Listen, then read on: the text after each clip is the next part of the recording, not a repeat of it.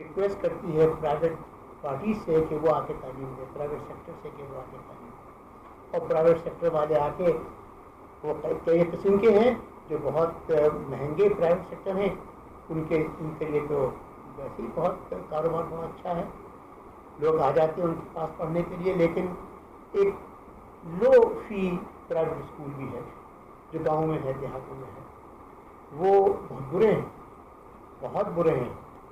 وہ اس وجہ سے برے ہیں کہ وہ کیونکہ فیس کم لیتے ہیں لہٰذا اپنے ٹیچروں کو تنخواہیں بہت کم دیتے ہیں، اور کیونکہ تنخواہیں کم دیتے ہیں لہٰذا ان کی کوالٹی اچھی نہیں ہوتی، وہ اچھے پڑھے ہوئے بھی نہیں ہوتے اور اچھی ان کی تربیت بھی دی گئی ہے، جس کی وجہ سے غلط بچوں کی تعلیم ہو رہی ہوتی ہے. آج جا کے کبھی ایسے اسکولوں میں، دیہات کے پرائیویٹ اسکولوں میں جا کے دیکھیے، جو ٹیچر پڑھا رہی ہوگی معلوم ہوگا اس نے ابھی 8ویں پاس کیا ہے یا میٹرک پاس کیا ہے، اس کو ٹیچر رکھ لیا ہے، اس کو 1000-2000 روپیہ دے کے، اور وہ پڑھا رہی ہے کہ A/B+C/D=A+C/B+D، وہ یہ پڑھا رہی ہے بچوں کو، اور تمام اذہان کو وہ خراب کرتی چلی جا رہی ہے. اور یہ زبان کے بارے میں بھی ایسا ہی ہے، حساب کے بارے میں بھی ایسا ہی ہے. لہٰذا یہ چیزیں جو ہیں بہت خراب حالت میں ہیں ہماری اسٹیٹس کو. میں تھوڑا سا انڈیا کا بھی میں نے دیکھا کہ بھائی انڈیا میں کیا صورت ہے.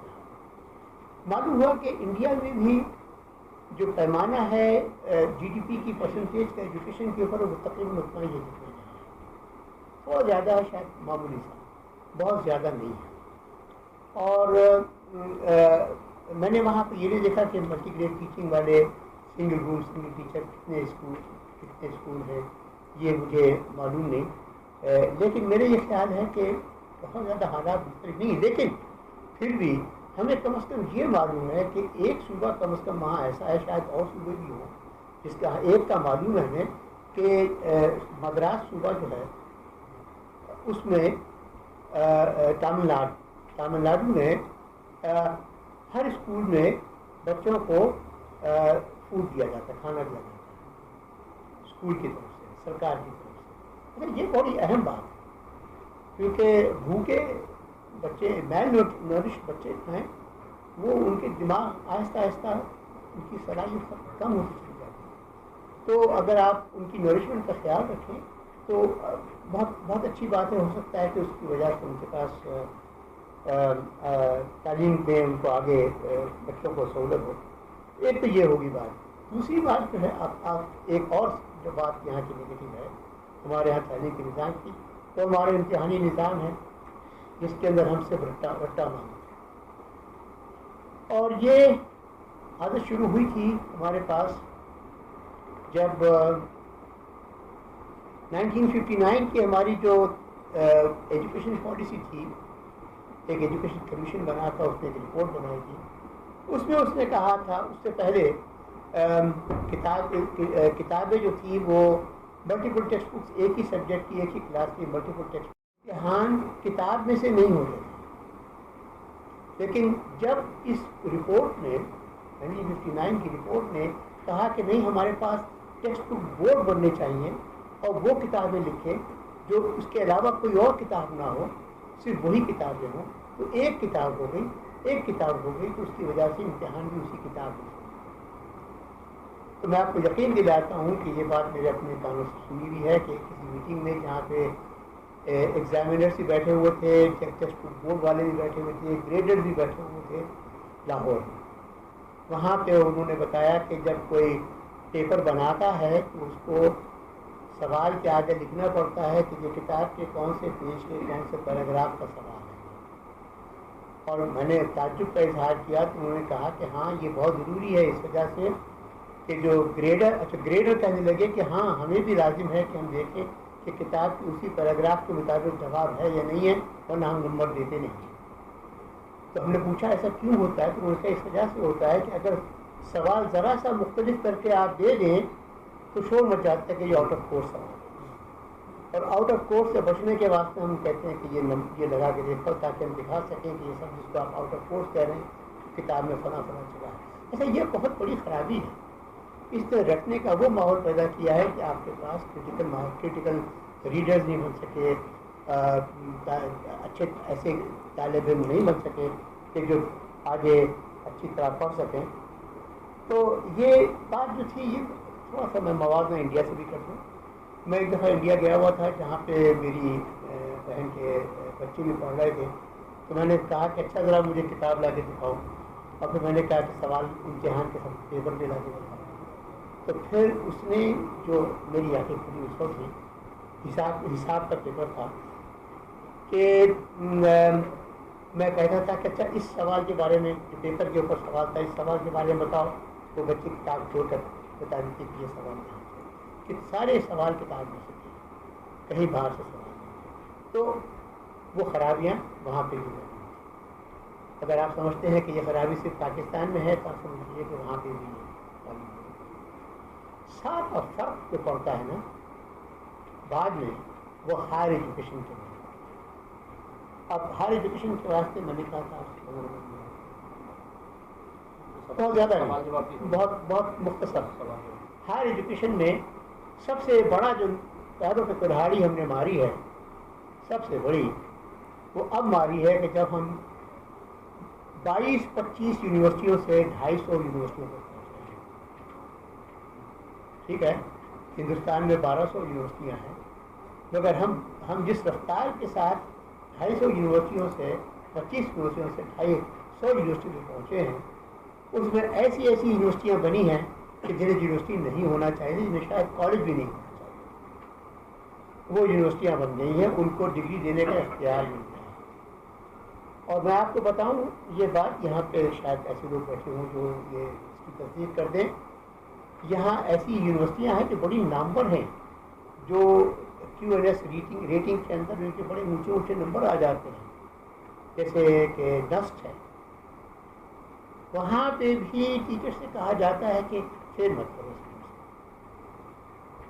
ارے میں فیل کیوں نہ کروں, اگر کہ وہ اسکول کام نہ کرے تو فیل کیوں نہ کروں. وہ کہتے فیل نہ کرو. میرا خیال میں وہ لوگ کہ جو بہت ہیوی فیس لینے والے ادارے ہیں وہ یہ پسند نہیں کرتے کہ کسی اسٹوڈنٹس کو اس طریقے سے فیل کیا جائے. حالانکہ اگر فیل کریں تو وہ ان سے اور فیس وغیرہ وصول کر سکتے ہیں, لیکن وہاں ہمارے تمام جتنے دوست ٹیچرز ہیں وہ سب بتاتے ہیں کہ ہدایت میں ہوتی ہے فیل نہ کرو. اور یہ چیز ہم نے اور بہت سی یونیورسٹی میں دیکھی ہے. سرکاری یونیورسٹی قائد اعظم یونیورسٹی میں ہم نے یہ نہیں دیکھا, وہاں ایسی بات نہیں تھی. پتہ نہیں اور جگہوں پہ کیا ہے. سرکاری یونیورسٹیاں بھی بہت سی ہیں اور ایسی یونیورسٹیاں بہت سی ہیں. تو یہ جناب یہاں کے حالات ہیں. ہندوستان میں سائنس کی ترویج جو تھی وہ 19ویں صدی کے وسط سے شروع ہوئی. 1857 میں 58 میں وہاں پہ 3 یونیورسٹیاں بنائی گئیں, کلکتہ, بامبے اور مدراس.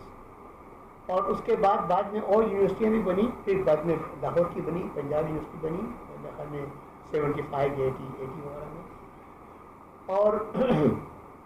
اور پھر ان کے پاس اور بہت سی یونیورسٹیاں بنی جو اب میں نے بتایا کہ اس وقت وہاں پہ 1200 یونیورسٹیاں ہیں. ان کے پاس جو سب سے مشہور فزسسٹ ان کے پاس تھا وہ 19ویں صدی کا تھا, جو بعد میں اس کی وفات تو 1920ویں صدی میں ہوئی, 1937 میں ہوئی. لیکن وہ وہاں کے فزسسٹ جو تھے کہ ایک بہت بڑی تعداد تھی جن کا وہ ٹیچر رہا تھا. JC بوس اس کا نام تھا. اور وہ ایسا تھا جس کی ایسا انسپائر کیا کہ بہت لوگوں نے فزکس پڑھی.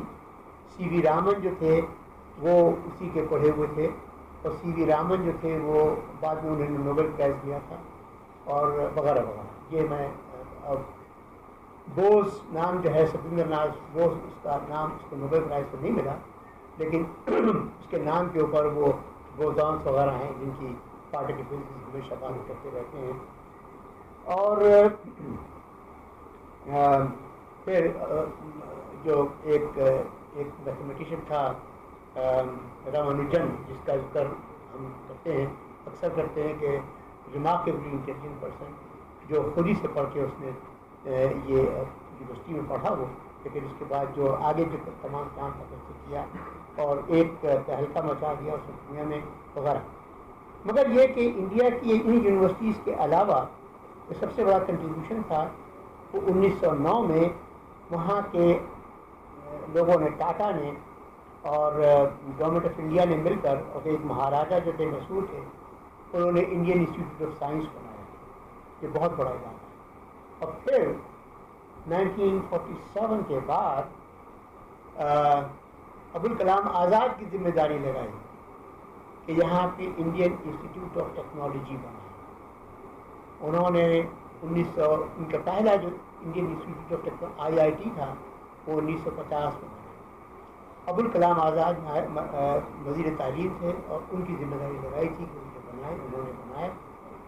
اس وقت تک 3-4-5 بن گئے تھے اور اب غالباً کوئی 22-23 IITs انڈیا میں. یہ ایسے ادارے ہیں کہ جن کے اندر داخلے کے واسطے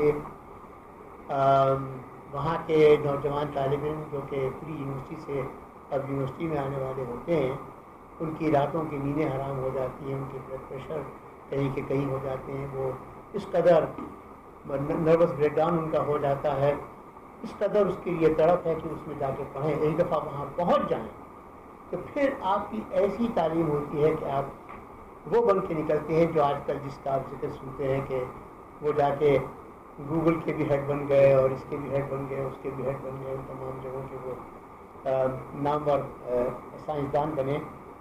یہ روایت پاکستان میں نہیں ہے. پاکستان میں یہ روایت نہیں رہی. یہاں پہ ایسے لوگ نہیں بنے. کچھ انسٹیٹیوشن بنے تھے.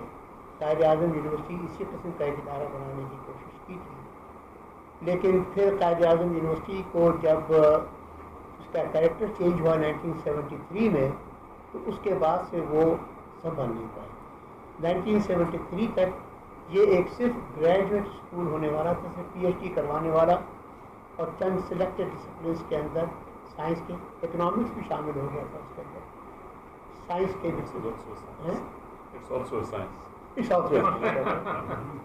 تو اس وجہ سے وہ نصیب صاحب آ گئے تھے. اچھا وہ تھا. اور اس کے علاوہ جب 1973 میں انہوں نے کہا کہ نہیں, ہم تو پیپلز گورنمنٹ ہیں, ہم پیپلز یونیورسٹی بنائیں گے, لہذا انہوں نے وہاں پہ بہت سے ڈسپلنس شروع کر دیے. وہاں پہ ان ڈسپلنس کی وجہ سے یونیورسٹی کا جو ایٹیٹیوڈ ہے, پورا جو ویو ہے پورا ایجوکیشن کا, وہ بہت مختلف ہو گیا. تو پہلی وائس چانسلر تھی, وہ اکثر ہم سے کہا کرتی تھی کہ کیا تھیوریٹیکل فزکس کرتے رہتے ہو, کچھ جاؤ ایکسپیریمنٹ کرو. وہ تھیوریٹیکل فزکس کو سمجھتی تھی کہ ایسی بیکار چیز ہے. تو وہ اس قسم کے نے قائد اعظم یونیورسٹی کا کریکٹر جو ہے وہ تقریباً 1980 کے بعد بہت بدل گیا. اب بھی وہ بہترین یونیورسٹی ہے پاکستان کی سمجھی جاتی ہے, لیکن میرے خیال ہے کہ اس سے اچھی یونیورسٹی شاید لمز ہے, جہاں پہ بہت فوکس, بہت اچھی تعلیم ہوتی ہے. شاید حبیب یونیورسٹی کے بارے میں سنا ہے کہ بہت اچھی ہے. تو یہ پرائیویٹ سیکٹر میں جو بن رہی ہے یونیورسٹی کے لیے اچھی ہے, لیکن پبلک سیکٹر کے اندر یونیورسٹی ہے. پرائیویٹ سیکٹر میں بہت سی یونیورسٹیاں ہیں جن کے کمالات بہت اعلیٰ ہیں, کہ جو جن کی ایک یونیورسٹی میں PhD کروائی جاتی ہے اور باقی تمام یونیورسٹی میں وہ امپلائی کی جاتی ہے. تو اس کی وجہ سے ان کے پاس یونیورسٹیوں میں فیکلٹی کی لسٹ دیکھیں تو اس کے اندر PhDs کافی زیادہ ہیں, لیکن ان کے کنٹریبیوشن ریسرچ وغیرہ کے اندر دیکھنے میں نہیں آتے. یہ عالم ہے آج کل. تو میرا خیال یہ ہے کہ ہند و پاکستان کے نظام تعلیم میں جو فرق ہے, میں نے تھوڑا بہت وہ بتایا آپ کو, اور تھوڑا سا میں نے یہ بتایا کہ ہندوستان اور پاکستان میں کہاں مماثلت بھی ہے, لیکن کون سے ایسی جگہیں ہیں جہاں پہ ہم نے بڑی بھیانک قسم کی غلطیاں کی. اور خاص طور پہ یونیورسٹیوں کے ایکسپینشن نے standard of education, higher education کو بہت تیزی سے گرایا ہے اور بہت نقصان ہوا ہے. زیادہ بات اس کے اوپر جو میں جواب دیتا ہوں میں, دیکھیے جہاں تک ہمارے بیانیوں کا تعلق ہے, ہمارے ان کے بیانیہ اور ہمارا بیانیہ کا مطلب جو ہے وہ یہ ہے کہ وہ سیکولر اسٹیٹ ہے اور ہم جو ہے اپنے آپ کو ریلیجس اسٹیٹ بناتے ہیں.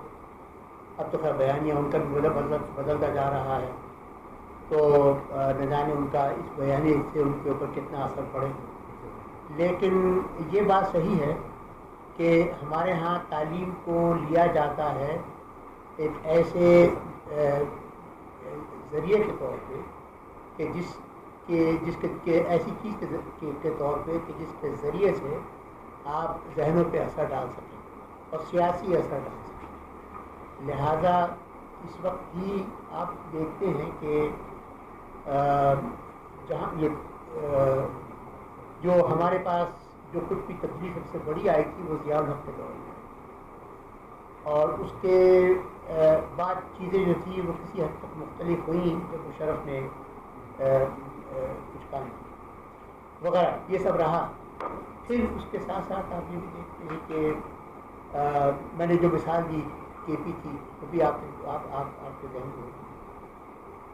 پھر آپ یہ بھی دیکھتے ہیں کہ یہاں پہ ایک فنامنل ہے ایسے اسکولوں کی گروتھ کا کہ جو ہمارے یہاں کی اسلامی جماعتوں نے شروع کی، جن میں جماعت اسلامی کے دار ارقم اسکول ہیں، جن کی بہت بڑی چین ہے، جس کے علاوہ ہمارے ہاں وہی نہیں ہے بلکہ انٹرنیشنل اسلامک یونیورسٹی نے بہت سے اسکول چلائے اور ایسے اور اقرا اسکول اور یہ اور ان تمام اسکولوں میں وہ لوگ ایسے پیدا کرتے ہیں جن کے اندر جن کو وہ او لیول اور اے لیول بھی کرواتے ہیں. لہذا ان میں وہ صلاحیتیں بن جاتی ہیں کہ جو جن کی مارکیٹ میں ضرورت ہوتی ہے، لیکن ساتھ ہی ساتھ ان کو ان کے انتظام کے اوپر وہ کام کرتے ہیں. اور وہ واقعی یہ بات صحیح ہے. ہندوستان میں شاید مجھے وہاں نہیں معلوم کہ وہاں پہ یہ چیز صورتحال ہے کہ نہیں ہے، لیکن یہ بات ہے کہ ہمارے ہاں کی تعلیم پر ہمارے ہاں کی جو بیانیہ تھا اس کا بہت غلط اثر پڑا ہے. ہم نے غلط قسم کی چیزوں پہ بہت زیادہ زور دیا ہے اور ہم نے پاکستان کا نیشنلزم جو ایجوکیشن میں بنانے کی کوشش کی ہے وہ ایک نگیٹو طریقے سے کی ہے وغیرہ. تو میں سمجھتا یہ ہوں کہ آپ کی بات ہے درست کہ اگر اسٹیٹ اب ایک خاص طریقے سے اپنا بیانیہ بنا لے تو پھر اسی کو ہر طرف لاگو کرنے کی کوشش کریں. اچھا، اطراف کے ممالک میں ایسا کیوں ہے کہ وہاں پہ بہتر طریقے سے چیزیں ہو رہی ہیں اور یہاں پہ نہیں ہو رہی؟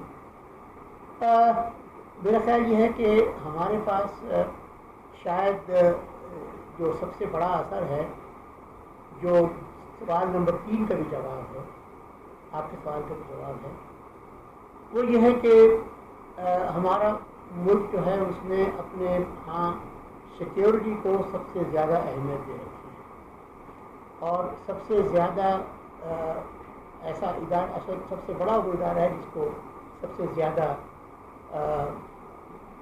سہولیات دی جاتی ہے یا ریسورسز دی جاتی ہے. تو جس کی وجہ سے یہ باقی تمام جو سیکٹرز ہیں وہ اسٹارٹ کیے ہو جاتے ہیں.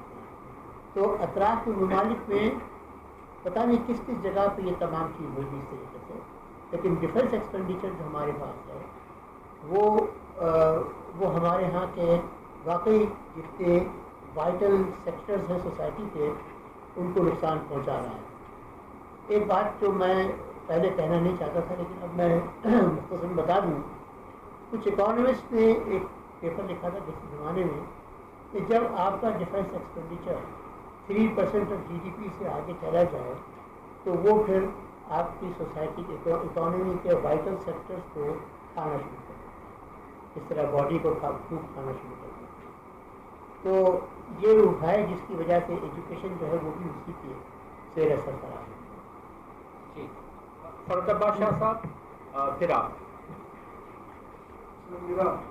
فرد عباس صاحب، سرمایہ داروں کا کنٹرول جو ہے وہ ہوگا تو صحیح. وہ تو ایک بہت بڑا سیکٹر ہے سوسائٹی کا اور پاورفل سیکٹر ہے اور پالیسی میکنگ کے اندر بڑا دخل انداز بھی کرتا رہتا ہے. لیکن ایجوکیشن کے اندر اس کی کوشش ہوتی ہے کہ اس کو جو مین پاور چاہیے وہ سب بہت سہولت کے ساتھ ملتی رہے اور اچھی سے اچھی اور کمپیٹنٹ ملتی رہے. اور سرمایہ داروں کے اندر بھی اگر سرمایہ دار پرانے قسم کا ہے جو شروع زمانے کا تھا تو وہ تو بنی بنائی مشینیں باہر سے منگا کے اور اس کے اوپر پروڈکشن کر کے اور پیسے کمانے لگتے ہیں. نئے زمانے کے ساتھ سرمایہ دار جو ہیں ان کو مشینیں بھی خود سے ڈیزائن کروانی پڑتی ہیں، خود سے کچھ کام کرنا پڑتا ہے. اگر وہ یہ بننا چاہتے ہیں، دنیا کے سرمایہ داروں سے مقابلہ کرنا چاہتے ہیں تو ان کو یہ ایسے مین پاور چاہیے ہوگی کہ جو ٹیکنیکلی بہت ہی مضبوط ہو اور اس کے کام آ سکے، جو انوویشن کر سکے، جو انہیں ان کے کام کرنے کر سکے۔ اچھا، اس وقت تک ہمارے پاس سرمایہ دار جو ہیں وہ کوئی بہت ہائی ٹیک قسم کی چیزوں کے اندر نہیں ہے، وہاں سرمایہ دار جو ہیں وہ لو ٹیک سرمایہ دار ہیں۔ تو ان کا جو کنٹرول ہے وہ ریاست کے اوپر اتنا ہی ہے کہ جتنا ان کے ایک سیاسی اثر ہوتا ہے اپنے سرمایہ کو بچانے کے لیے، اس کو بڑھاوا دینے کے لیے۔ جیسے مثال کے طور پہ آپ نے سنا کہ پچھلی حکومت کے دوران کتنے بہت سے سرمایہ داروں کو کتنے 10 ارب روپے یا کتنے 26 ارب روپے 16 ارب روپے ان کو دے دیے گئے تھے کہ سرمایہ داروں کو چند سرمایہ داروں کو 600 سرمایہ داروں کے اندر وہ تقسیم کر دیے گئے تھے۔ تو اس قسم کی جو رعایتیں ہیں، اور جیسے آج کل آپ یہ دیکھتے ہیں کہ IMF وغیرہ جو ہے وہ مسلسل یہ کہتے ہیں کہ آپ سبسڈیز بند کریں، سبسڈیز جو ہے وہ ان کو رعایت دینے کی بات ہے۔ تو یہ ایک ایسی چیز ہے جس کے اوپر وہ مسلسل جدوجہد کرتے رہیں گے۔ سرمایہ دار کی نہیں میں نے بات جی، لوکل سرمایہ دار کی بات نہیں کی، میں نے کیپٹلزم کی بات کی، سسٹم کی، اور اس کی جو واردات ہے۔ مثال جیسے تھیوریز ایسی دی گئی، جیسے لٹریچر کی بات کریں، اس میں بہت ساختیات اور اس طرح کی تھیوریاں نافذ کر دی گئی ہیں جن کو اپلائی نہ کیا جائے تو ڈگریاں نہیں ملتی، اپلائی کیا جائے تو وہ صرف کون ذہن بنانے کے علاوہ کچھ کرتی نہیں۔ تو ہماری انالیٹیکل تھنکنگ ہے بچوں کے اندر ہونی چاہیے۔ جیسے زبان کی امپلیمنٹیشن میں آپ نے بتایا کہ انگلش کو وہ مسلط کرنا چاہ رہے ہیں، جبکہ وہ اگر انگلش مسلط ہوتی ہے تو پوری تہذیب اس سے متاثر ہو جائے گی۔ مثال ہے، ہم تو اردو گانا سنتے ہیں، پنجابی جواب آپ کا آگے دیکھا میں آپ کے جواب آپ کا جو کامنٹ ہے اس کے اوپر بعد میں طارق صاحب جو ہیں وہ صحرا سے بات کریں گے۔ آپ کا سوال تھا حق الزوال ہے، ریاست کو کیسے مجبور کیا جائے اور فلاسفی کو آپ کہتے ہیں کہ مثال میں شامل کیا جائے۔ میرا خیال یہ ہے کہ فلاسفی کو ایسے نصاب میں شامل کیا جائے جس کے اندر صرف رٹنا ہی مقصد ہو، پھر تو بیکار ہے۔ اگر فلاسفی کو اس انداز میں شامل کیا جائے جس کے اندر سوال و جواب ہوں، تحقیق کے ساتھ جواب ہوں، تو کوئی بات بھی ہے، وہ کیسے ہوتی ہے بات۔ مگر یہ ہے کہ یہ چیزیں جو ہیں وہ آپ کی بات کی صحیح ہے کہ یہ سوال کرنا اور سوال کرنے کی اجازت دینا اپنی جگہ پہ ایک بہت اہم عنصر ہے ایک ایسے معاشرے کا کہ جو لاجیکل سوچ کے ساتھ آگے بڑھ سکتا ہے۔ تو وہ چیزیں کرنے کے لیے جہاں پہ کہیں بھی ہم ہوں وہاں سوال کرنے کی اجازت ہونی چاہیے اور آزادی ہونی چاہیے۔ مگر ہمارے ہاں جو ایسے ادوار رہے ہیں جہاں پہ سوال کرنا بڑا معیوب تھا اور بڑے لوگوں کو سزائیں ملی ہیں اس کے اوپر، تو اس وجہ سے اس نے بھی بہت پرابلمس پیدا کی ہیں۔ اب اسٹیٹ کو کرنا جو چاہیے وہ یہ کرنا چاہیے کہ اب یہ دیکھ لیں کہ اگر فرض کیا دنیا اس بات پہ تیار ہے کہ منیمم 4% آف GDP ہونا چاہیے ایجوکیشن کے اوپر ایکسپینڈیچر، اور ہم دہائیوں سے دور سے آگے کبھی نہیں بڑھے، تو شاید ہمیں اب بہت زیادہ اس کی کمی پوری کرنے کے لیے بہت زیادہ کرنا چاہیے۔ اب دیکھیے آپ کے جیسے یہ ہم نے لا بنا دیا کہ تعلیم ہر بچے کا حق ہے، ہر بچے کو تعلیم دینا اسٹیٹ کی ذمہ داری ہے اور فری تعلیم دینا اسٹیٹ کی ذمہ داری ہے۔ اور یہ بہت خوشائند بات ہے کہ لا بن گیا، لا بنے ہوئے 13 سال ہو گئے، اور 13 سال بننے کے باوجود بھی ابھی تک اس کے اوپر کوئی عمل نہیں ہو رہا اس کو، ٹھیک ہے نا۔